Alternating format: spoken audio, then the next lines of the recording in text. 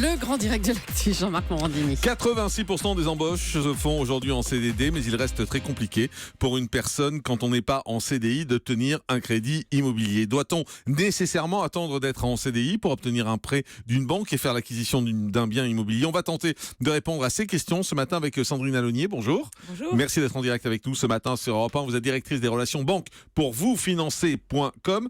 D'abord, est-ce que c'est possible aujourd'hui en France d'avoir un crédit quand on a un CDD? Alors c'est compliqué, mais c'est quand même possible. Aujourd'hui, il y a à peu près 3,5% des emprunteurs qui sont en CDD. Mais souvent, ils sont en couple, donc ce ne sont pas les seuls revenus du ménage. Parce qu'une banque ne vous fait pas confiance quand vous êtes en CDD? Voilà, c'est en effet un problème de confiance. Aujourd'hui, les CDD moyens en France, c'est 26 jours, alors qu'on prend un crédit en moyenne sur 20 ans.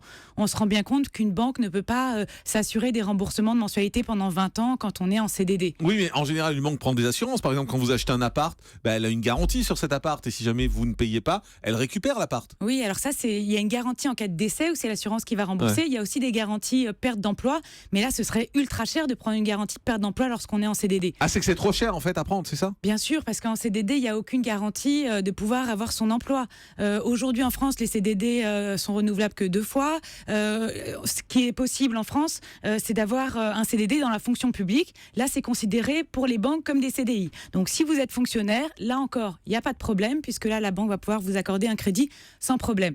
Mais sinon, pour les CDD, c'est vrai qu'en raison de la faible durée des CDD et du fait que peu de CDD finalement se transforment en CDI, c'est seulement 20% d'entre eux, on voit bien que ça bloque. Alors pour tous les gens qui nous écoutent, qui sont en CDD, vous leur dites quoi? Vous leur dites ça ne sert à rien d'aller chercher des emprunts? Non, il y a des solutions? Alors, il y a quand même des solutions. Alors, il y a certaines banques qui au cas par cas acceptent d'étudier les dossiers des CDD. Ça va par exemple être le cas si vous êtes depuis longtemps dans la banque, vous avez montré votre capacité à rembourser un crédit, ou ça va être le cas si vous avez un CDD, comme par exemple si vous êtes saisonnier, ou là tous les étés, tous les hivers vous êtes en CDD, mais c'est votre mode de vie. Dans ces cas-là, il n'y a pas de problème. Si c'est un CDD contraint et que c'est la première fois que vous êtes employé en CDD, là, il va falloir vraiment attendre encore quelques années. Et vous nous dites si on est en CDD en couple, c'est-à-dire avec son conjoint qui finalement a un CDI aussi? Tout à fait. 2 CDD, ça peut marcher? Non, alors 2 CDD, ça va aussi être compliqué. Faut pas oublier qu'en France, même s'il y a 85% des embauches en CDD, 85% des gens sont en CDI. Donc c'est vraiment pour les jeunes, pour les primo-accédants,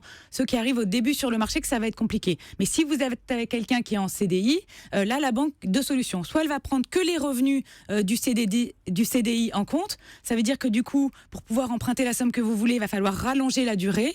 Ou soit sinon, elle va prendre les 2 revenus en compte. Et là, c'est vraiment l'idéal. Alors, si les revenus du CDD ne sont pas pris en compte, lorsque vous passerez en CDI, là, on pourra faire diminuer la durée de votre prêt ou augmenter la mensualité. Donc là, ça pourra s'adapter. Est-ce qu'il y a des banques qui sont plus ouvertes au CDD ou pas? Oui, il y a des banques vraiment... Alors, je ne peux pas citer de nom de banque. Oui, allez-y. Mais il y a des banques, en effet, qui ne s'opposent pas au CDD, d'autres qui préfèrent les intérimaires parce qu'elles considèrent que l'intérim, c'est vraiment un mode de vie. Et puis, on est lié à la société qui nous emploie en intérim, donc c'est un peu plus stable. Et d'autres qui disent non, les CDD, on ne veut pas en entendre parler. Nous, on a besoin de CDI, d'avoir une visibilité. Il ne faut pas oublier qu'en France, les taux de défaut sur les emprunts immobiliers sont les plus faibles d'Europe. Donc, c'est pour ça que les banques, aujourd'hui, ont besoin de confiance, comme d'ailleurs les entreprises ont besoin de confiance pour embaucher. Ce qui m'a surpris en faisant cette étude, c'est qu'aujourd'hui, la plupart des startups embauchent en CDI, alors même qu'elles lancent des business models, mais c'est parce qu'elles ont confiance dans leur réussite, alors que les entreprises en France embauchent tout le monde en CDD. Mais c'est quoi les banques? Citez-nous quelques banques qui sont plus ouvertes au CDD, c'est intéressant pour les gens.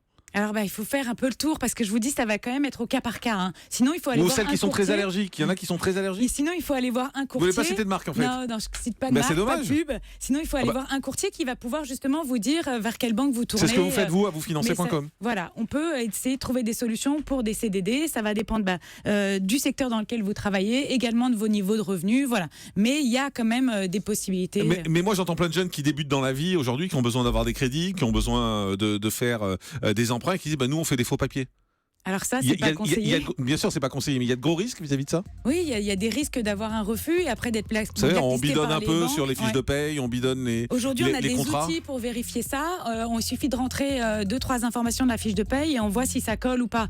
C'est tellement compliqué les fiches de paye, on peut pas falsifier une fiche de paye sans être vraiment un expert. D'accord, donc on se fait gauler, il y a de grandes chances de se faire gauler. C'est pas une bonne solution. Donc la bonne solution, c'est de passer par un site comme le vôtre. Il y en a d'autres, mais également comme le vôtre, qui s'appelle vousfinancer.com. Merci Sandrine Alonier, directrice des relations banques, donc pour ce site internet.